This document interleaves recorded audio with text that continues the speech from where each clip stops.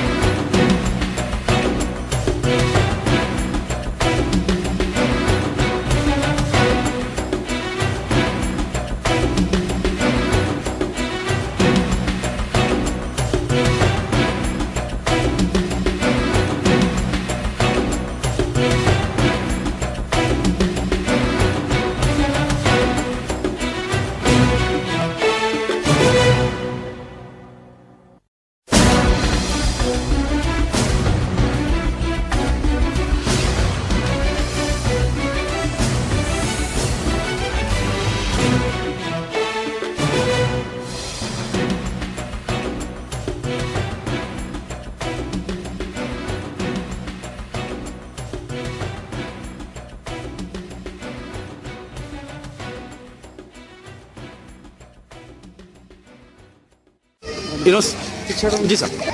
اور اس کے بعد ستار باغ ہے، اس کے بعد ماڈل ٹاؤن کالونی ہے، نواب صاحب کنٹا، غوث نگر ہے۔ یہ سارے علاقوں کے اندر